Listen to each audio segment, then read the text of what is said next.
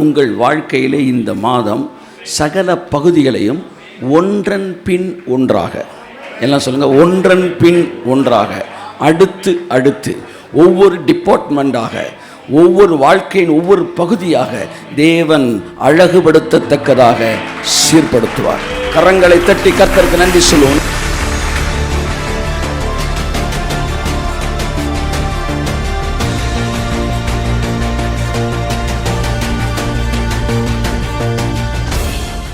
சீர்திருத்துவேன் என்கிற வார்த்தை வேறு, சீர்படுத்துவேன் என்கிற வார்த்தை வேறு. சீர்திருத்துவேன் என்றால் ஐ வில் கரெக்ட் அப்படின்னு அர்த்தம், நான் கரெக்ஷன் பண்ணுவேன் அர்த்தம். சீர்திருத்துவேன் என்றால் கரெக்ஷன் பண்ணுவேன் அர்த்தம். சீர்படுத்துவேன்னா ரீஃபார்ம் பண்ணுவேன், உன்னை புதிதாக்குவேன், உன்னுடைய வாழ்க்கையின் ஒவ்வொரு பகுதியையும் எடுத்து கட்டுவேன், உன்னுடைய வாழ்க்கையிலே எல்லா பகுதிகளையும் நான் புதிதாக உருவாக்குவேன். கரங்களை தட்டி கர்த்தருக்கு நன்றி சொல்லுவோம். இந்த மாதம் தேவன் நம்முடைய வாழ்க்கையிலே சகலத்தையும் புதிதாக்குகிற ஒரு ரிஃபார்மேஷனுக்குள்ள கர்த்தரை அழைத்து செல்வார். ஆமென். கரங்களை தட்டி நன்றி சொல்லுவோம்.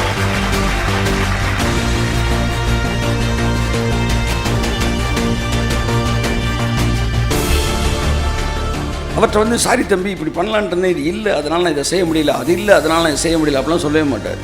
எதுவுமே இல்லாட்டினாலும் அவர் இருக்கிறாரு. உங்கள் வாழ்க்கையில் ஒவ்வொரு பகுதியாக டிபார்ட்மெண்ட் பை டிபார்ட்மெண்ட் பியூரிஃபை பண்ணுகிற ஒரு மாதம். 8 means a new beginning.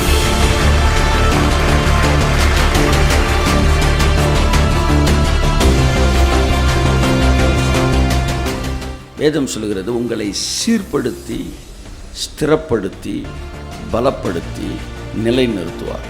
ஆவியானவர் சொன்னார், நேற்று இரவில் நான் ஜெபித்த போது, இந்த மாதம் நான் உன்னுடைய வாழ்க்கையில் சகல பகுதிகளையும் புதிதாக்கத்தக்கதாக நான் சீர்படுத்துவேன். கரங்களை தட்டி கர்த்தருக்கு சொல்லி நன்றி சொல்லுவோம்.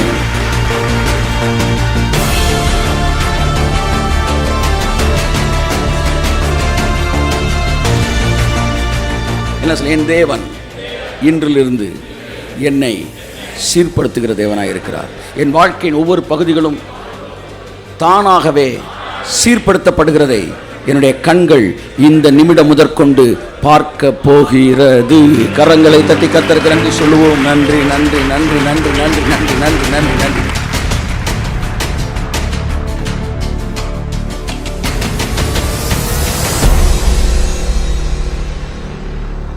ஒரு புதிய மாதத்திற்குள்ளாக நாம் கடந்து வந்திருக்கிறோம்.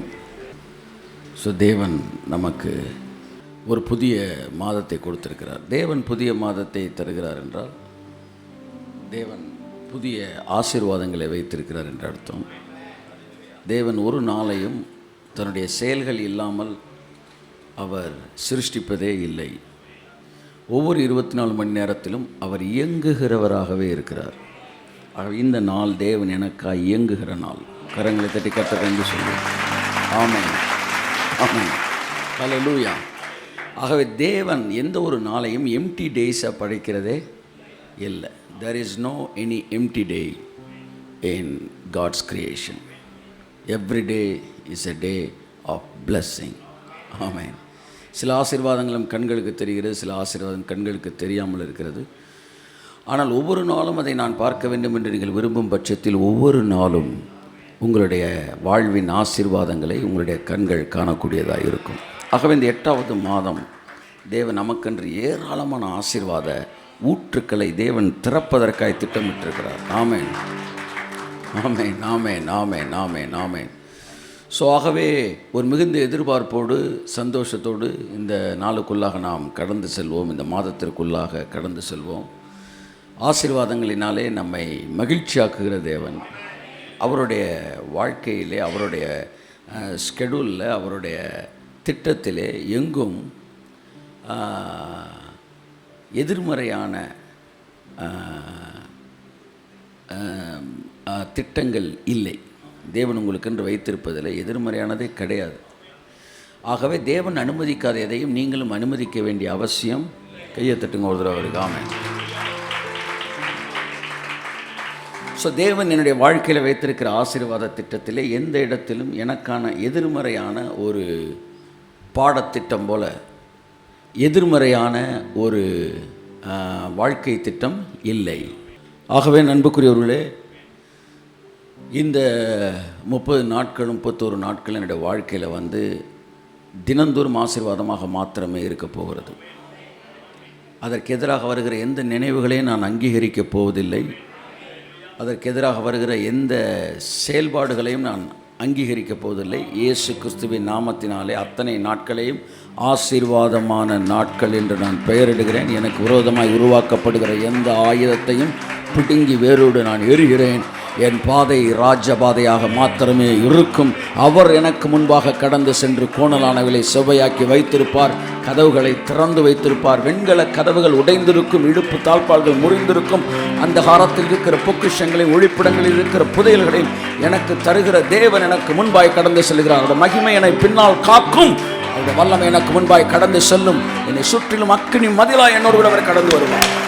நானும் என் பிள்ளைகளும் ஆசீர்வதிக்கப்பட்டிருப்போம். நீதிமானின் சந்ததி இந்த பூமியிலே பலத்திருக்கும். அவன் தன் பிள்ளைகளையும் காண்பான் என்கிற வாக்குத்தத்தங்களும் வார்த்தைகளும் எனக்குள்ளும் என்னோடு இணைக்கப்பட்டிருக்கிற ஒவ்வொருவருக்குள்ளும் அவர்கள் சந்ததிக்குள்ளும் வேறுக்குள்ளும் அது நடக்கும். நாங்கள் வார்த்தையோடு இணைக்கப்பட்டவர்கள், நாங்கள் ஆசீர்வாத வார்த்தைகளோடு இணைக்கப்பட்டவர்கள், நாங்கள் வாக்குத்தத்தங்களோடு இணைக்கப்பட்டவர்கள். ஆகவே எங்கள் வாழ்க்கை, நாங்கள் வாக்குத்தத்தத்தினால் சிருஷ்டிக்கப்பட்டவர்கள். We are created with the raw materials of promise. Our raw material is the word of God. இயேசு கிறிஸ்துவின் நாமத்தில் ஜெபிக்கிறோம் ஜீவனுள்ள நல்ல பிதாவே. கரங்களை தட்டி கர்த்தருக்கு நன்றி சொல்லுவோம். ஆமென். அன்புக்குரியவர்களே, உங்களை தேவன் சிருஷ்டித்தது, you are made with the promise of God. நீங்கள் தேவனுடைய வாக்குத்தத்தத்தினால் சிருஷ்டிக்கப்பட்டிருக்கிறீர்கள். ஆகவே சூழ்நிலைகள் எதிர்மறையாக நீங்கள் பார்த்தாலும் தேவனுடைய வார்த்தை உங்கள் வாழ்க்கையிலே எதிர்மறையான சூழ்நிலைகளை மாற்றிவிடும். எல்லாம் சொல்லுங்கள், மாற்றிவிடும். இன்னொரு சொல்லுங்கள், மாற்றிவிடும். என் எதிர்மறையான சூழ்நிலைகளை மாற்றிவிடும். ஒரு பிரகாசமான எதிர்காலத்தை இந்த மாதத்தில் தேவன் உங்களுக்கு உதிக்கச் செய்வார். தேவன் உங்கள் எதிர்காலத்தை பிரகாசமாக்குவதற்கு அதற்கான வேலைகளை தேவன் உதிக்கச் செய்வார். 8வது மாதம் உங்கள் வாழ்க்கையிலே புதிய துவக்கத்தை கர்த்தர் ஏற்படுத்துவார். ஆமென். என் அன்புக்குரியவர்களே, ஆகவே தேவன் இந்த மாதத்திலே புதிய காரியங்களை நம்முடைய வாழ்க்கையிலே செய்வாராக. ஒரு சில ஒரு வசனத்தை உங்களுக்காக வாசித்து நான் கடந்து செல்ல விரும்புகிறேன். 1 பேதுரு 5ஆம் அதிகாரம் 10ஆம் வசனம். கிறிஸ்து இயேசுவுக்குள் நம்மை தமது நித்திய மகிமைக்கு அழைத்தவராய் இருக்கிற சகல கிருபையும் பொருந்திய தேவன் தாமே கொஞ்ச காலம் பாடனுபவிக்கிற உங்களை சீர்படுத்தி ஸ்திரப்படுத்தி பலப்படுத்தி நிலைநிறுத்துவாராக. கரங்களை தட்டி கர்த்தருக்கு நன்றி சொல்லுவோம். ஹல்லேலூயா. நம்மை தேவன் தம்முடைய நித்திய மகிமைக்கு அழைத்திருக்கிறார். It is not a temporary glory, it is an eternal glory. So முதலாவது நாம் எங்கே போகிறோம் என்பதை நீங்கள் புரிந்து கொள்ள வேண்டும். உங்களை தேவன் அழைத்தப்ப எல்லாம் வந்துடுங்க, நீங்கள் எங்கேருந்து வெளியே வரணும் என்பது தான் முக்கியம் என்றவர் சொல்லலை. நீங்கள் அடுத்து எங்கே போகணும் என்பது முக்கியம். எங்கேருந்து வந்தீங்கன்றது எவ்வளோ முக்கியமோ, அங்கேருந்து எப்படி வெளியே வரணுன்றது முக்கியமோ, அப்படியே நாம் எங்கே போக வேண்டும் என்பது முக்கியமானதாக இருக்கிறது. நம்ம எதற்கென்று தேவன் அழைத்திருக்கிறார்? நம்ம எல்லோரையும் ஒரு நித்திய மகிமைக்கு. இந்த நித்திய மகிமை என்ற உடனே நீங்கள் பரலோகத்தில் நினைக்கக்கூடாது.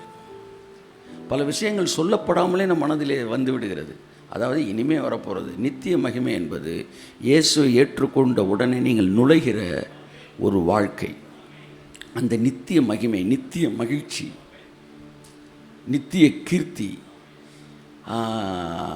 உங்கள் மீது தங்குகிறது. நீங்கள் அந்த நித்திய மகிமைக்குள்ளாய் கடந்து வருகிறீர்கள். அந்த நித்திய மகிமைக்காகவே அழைக்கப்பட்ட உங்களை வேதம் சொல்கிறது, உங்களை சீர்படுத்தி ஸ்திரப்படுத்தி பலப்படுத்தி நிலைநிறுத்துவார். ஆவியானவர் சொன்னார், நேற்று இரவில் நான் ஜெபித்த போது, இந்த மாதம் நான் உன்னுடைய வாழ்க்கையில் சகல பகுதிகளையும் புதிதாக்கத்தக்கதாக நான் சீர்படுத்துவேன். கரங்களை தட்டி கர்த்தருக்கு சொல்லி நன்றி சொல்லுவோம். நான் சீர்படுத்துவேன். கை தட்டுங்க ஒருத்தவருக்கு. ஆமென். Praise God, praise God.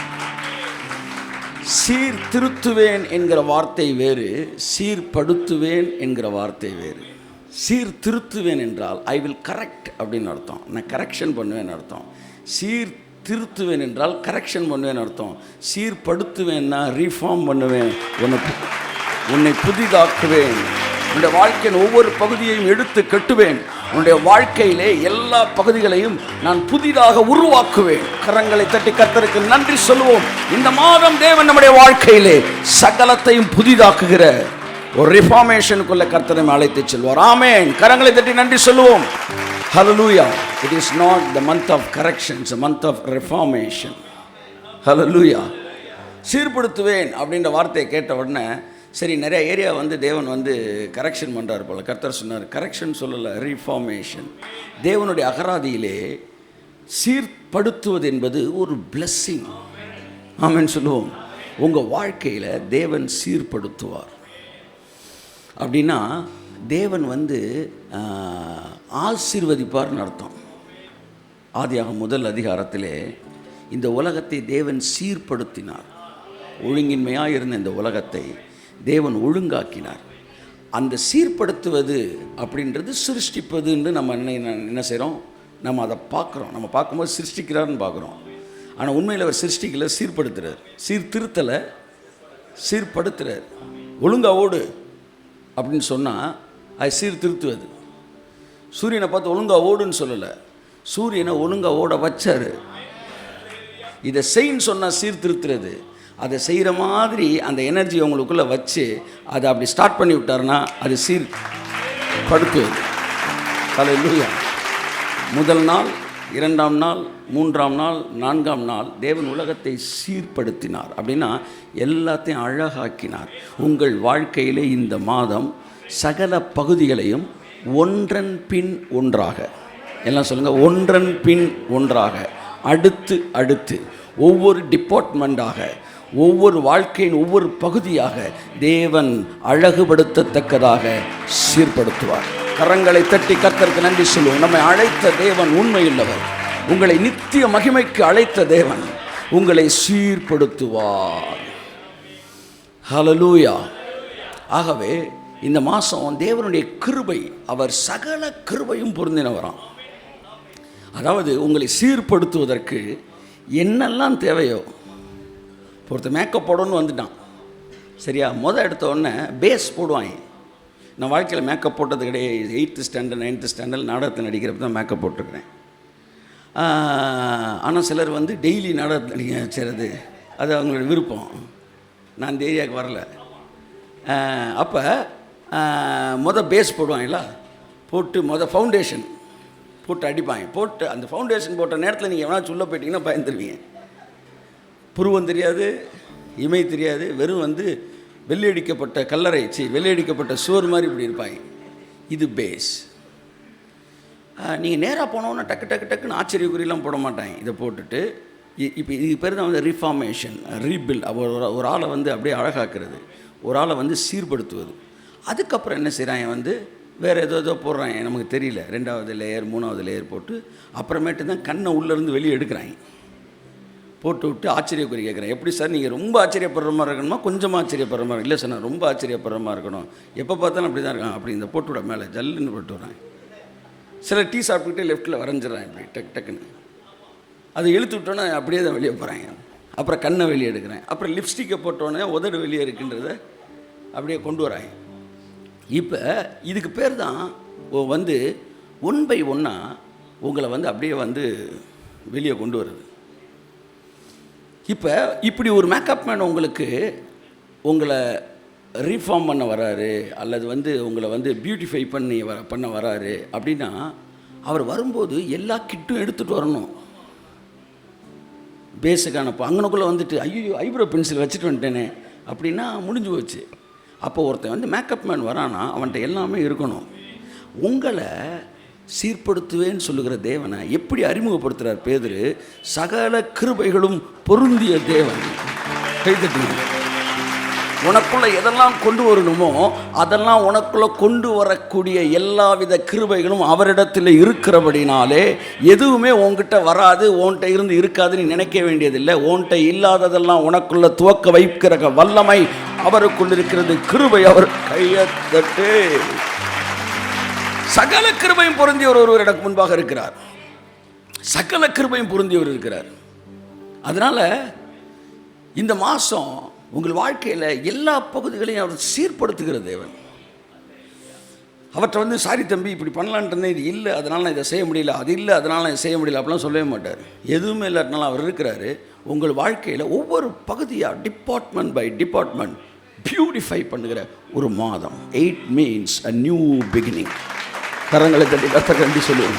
8வது மாதம் என்பது புதிய துவக்கம், புதிய மனநிலை, புதிய ஆசீர்வாதம், புதிய தரிசனம், புதிய உணர்வுகள், புதிய வழிநடத்துதல், புதிய அஸ்திபாரங்கள் எல்லாம் இந்த புதிய 8ஆம் நம்பருக்குள்ளே உங்களுக்கு கர்த்தர் என்ன செய்கிறார்? கொண்டு வருகிறார். 8 என்பது நம் எல்லோருக்கும், குறிப்பாக நம்முடைய சபையினருக்கு நன்றாக தெரிந்தது போல் அது புதிய துவக்கம். 8 means new beginning. 7 means completion. 7 என்பது பிதாவாகிய தேவனுக்குரிய நம்பர். 7 என்றால் முடிந்ததுன்னு அர்த்தம், அதுக்கு மேலே ஒன்றுமே இல்லைன்னு அர்த்தம். 6னா மனிதனுடைய எண், ஹியூமன் நம்பர். 7னா டிவைன் நம்பர். ஆனால் 8னா 7க்கு அப்புறம் புதுசாக ஒன்று தொடங்குது பாருங்கள், அதுக்கு பேர் தான் 8. 8 is the number of Jesus. இயேசு கிறிஸ்து என்பதற்கான நியூமெரிக்கல் வேல்யூ 8. அதுக்கான நியூமெரிக்கல் வேல்யூ 8 தான். அப்படின்னா என்ன அர்த்தம்னா, எல்லாம் முடிஞ்சிருச்சு அப்படின்ற நேரம் இயேசு துவங்கினார். புதிய ஏற்பாடு துவங்கிட்டு அப்படி தொடங்குறார். இது 8. எல்லாம் பக்கத்தில் தட்டி சொல்லுங்கள், புதுசாக கர்த்தர் ஒன்றை துவங்குறாரு. கையை தட்டுங்க. ஆமாம், ஹல்லேலூயா.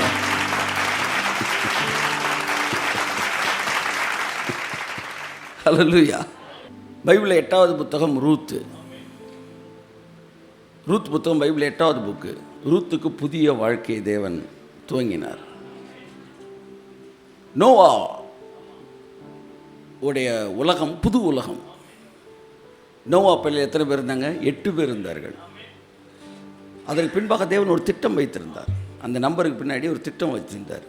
பைபிளில் இருக்க பல நம்பர்ஸ்க்கு முன்னாடி தேவனுடைய ரகசியங்கள் அடங்கி இருக்கிறது. 8ன்னு ஒன்று அங்கே கொண்டு வந்தாருன்னா தேவன் என்ன செய்கிறார்? அங்கேருந்து ஒரு புது துவக்கத்தை கொண்டு வர்றாருன்னு அர்த்தம்.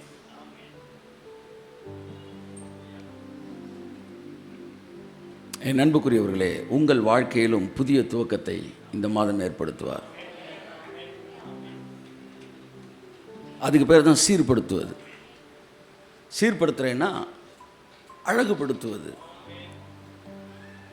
நம் தேவனாய கர்த்தர் உங்கள் வாழ்க்கையிலே, நான் ரொம்ப ஷார்ட்டாக தான் இன்றைக்கி உங்கள்கிட்ட பேச விரும்புகிறேன். இதை மட்டும் மனதில் பதித்து அனுப்ப விரும்புகிறேன். தேவன் இந்த புதிய மாதத்திலே நீங்கள் திரும்பும்போது ஒவ்வொரு பகுதிகளிலும் தேவன் ஏற்கனவே இருக்கிற விஷயங்களை புதிதாக மாற்றி சிருஷ்டிப்பார். இது என்னுடைய உலகம்தானா அப்படிங்க நினைக்கிற மாதிரி ஒரு உலகம் உங்களை சுற்றி சிருஷ்டிக்கப்படும். ஆமென், ஆமென். சொல்லுங்கள், ஒரு உலகம் என்னை சுற்றி புதிதாக சிருஷ்டிக்க வைத்திருங்க.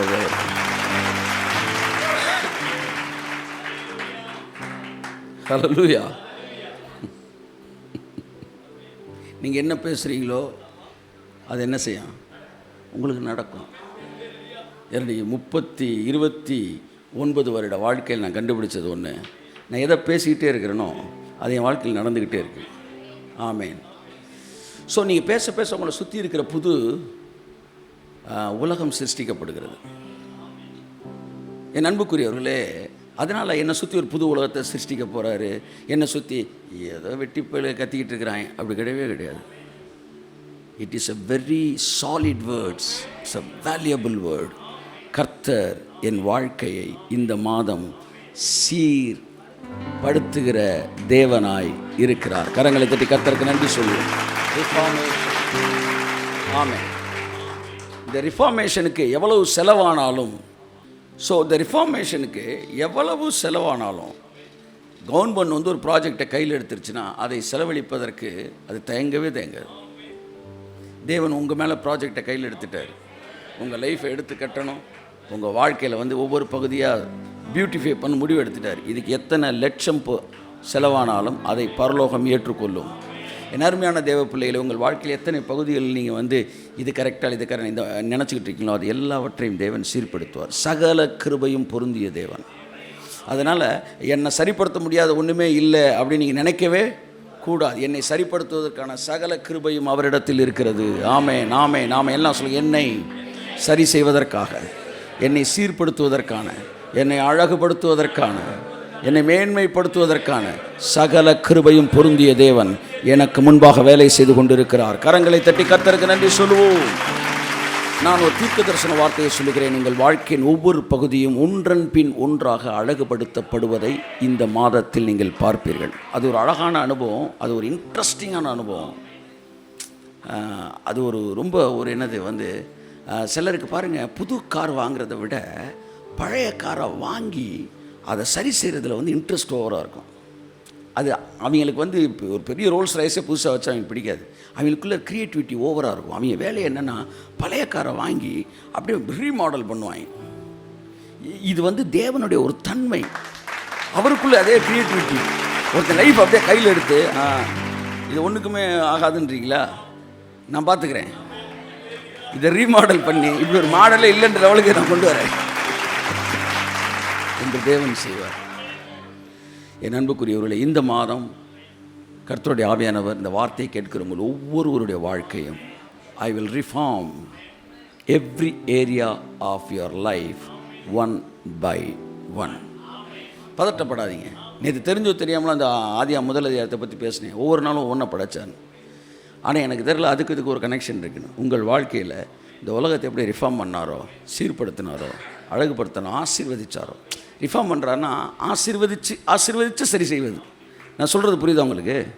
ஆசீர்வதித்து சரி செய்வது. நிறைய பேர் கர்த்தர் இன்ஸ்பெக்ஷனுக்கு தான் வராருன்னு நினைக்கிறேன். இன்ஸ்பெக்ஷனுக்கு வர மாட்டார். இன்ஸ்பெக்ஷன் வந்தால் நல்லா இருக்கிற மாதிரி நீங்கள் என்னெல்லாம் செய்யணுமோ அதை செய்கிறதுக்கு உங்கள் கூட இருக்கிறவர் தான் தேவன். ஸோ எல்லா பகுதிகளும் உங்கள் ஆவிக்குரிய வாழ்க்கையை கூட இந்த மாதத்தில் அவர் ஸ்திரப்படுத்துவார். ஜெபம் பண்ணாமல் போச்சு, பல நாட்கள் பைபிள் வாசிக்காமல் போச்சுன்னா இந்த மாதம் அதற்கான உணர்வுகள் உங்களுக்குள்ளே ஏற்படும். உங்களை அறியாமல் இந்த டைம் டெய்லி ப்ரேயர் பண்ணலான்னு நான் யோசிக்கிறேன் அப்படின்னு நீங்கள் நினைப்பீங்க. பைபிள் வாசிக்கணும்னு நினைக்கிறேன், இந்த புத்தகத்தை நான் முடிக்கணும்னு நினைக்கிறேன், இந்த மாதிரி செய்யணும்னு நினைக்கிறேன், இந்த புக்கை படித்து முடிக்கணும்னு நினைக்கிறேன். அதாவது ஒரு நிருபத்தை, ஒரு புதிய ஏற்பாட்டு பக்கங்கள், இதெல்லாம் உங்களுக்குள்ளே தோன்றும். அந்த கிருபைகள் இப்போ வேலை செய்ய ஆரம்பிக்கும். உங்கள் ஸ்பிரிச்சுவல் லைஃப்பை வலுவாக அப்படியே ஃபவுண்டேஷன் போட ஆரம்பிப்பார். அவர் எப்போவுமே பதட்டப்படவே மாட்டார். அப்படியே மைல்டாக ஸ்டார்ட் பண்ணுவார். என் வாழ்க்கையில் பார்த்துருக்கேன். பைபிள் படின்னு ஒரு 10 அதிகாரம் உட்காந்து படி அப்படிலாம் சொன்னதே கிடையாது அவர் என்கிட்ட. சரி பைபிள் படி, ஒரு 4 வசனத்தாச்சு படிச்சுட்டு போட, அப்படி தான் தொடங்குவார். சரி அப்படியே பைபிளை திறந்து ஒரு வசனத்தை சும்மா அப்படி பார்த்துட்டு போ அப்படின்வார். பார்த்துட்டு போட பண்ணுவார். உடனே இப்போ எனக்கு அந்த பார்த்துட்டு போ கீழ்ப்படிஞ்சிட்டேன்னா கீழ்ப்படிஞ்சு திருப்தியில் போவோம். டக்குன்னு ஒரு பைபிளை திறந்து படிக்க அப்படி ஆரம்பிப்பேன் பாருங்கள். அப்படியே உட்காந்து ஒரு 4 அதிகாரத்தை கும்புன்னு படிக்க வச்சுருவார். அவர் சகல கிருபையும் பொருந்தியவர். ஒரு 2 நிமிஷம் ஜோம் பண்ணிட்டு போ அப்படின்வார். 2 நிமிஷத்தில் உட்காருவீங்க, அப்படியே ஒரு 20 நிமிஷம் ஜோம் பண்ணிவிட்டு போவீங்க. இல்லை 2 நிமிஷத்தில் ஜோம் பண்ணிட்டு போனாலும் அது ஒரு ஆசீர்வாதம் தான். அப்போ நான் என்ன சொல்ல வரேன்னா, உங்களுக்குள்ள அதை துவக்குவார், மெதுவாக துவக்குவார். உங்களுடைய வேலை ஸ்தலத்திலே சீர்படுத்துவார். புதிய மாற்றங்களை உங்கள் தொழில்களில் ஏற்படுத்துவார். இந்த மாதம் புதிய துவக்கங்கள் ஏற்படுகிற மாதம், புதிய மாற்றங்கள் ஏற்படுகிற மாதம். இந்த மாதம் நம்முடைய ஊழியங்களிலே புதிய மாற்றங்களை ஏற்படுத்துகிற மாதம். ஊழியத்தில் இருக்க ஒவ்வொரு டிபார்ட்மெண்ட்லேயும் புதிய மாற்றங்கள் ஏற்படுத்துகிற மாதம். நம்முடைய வாழ்க்கையிலே புதிய மாற்றங்கள் ஏற்படுத்துவார். உங்கள் குடும்பத்தில் இருக்கிற பலவீனங்கள், நான் சொல்லுகிறேன், இந்த மாதத்தை உங்கள் வீட்டிலே இருப்பதில்லை. வியாதி படுக்கையை இந்த மாதம் கர்த்தர் உங்கள் குடும்பத்தில் மாற்றி போடுவார். வாதை உங்கள் கூடாரத்தை அணுகாதபடி புதிய மாற்றத்தை கர்த்தர் உங்களுக்குள் ஏற்படுத்தும்.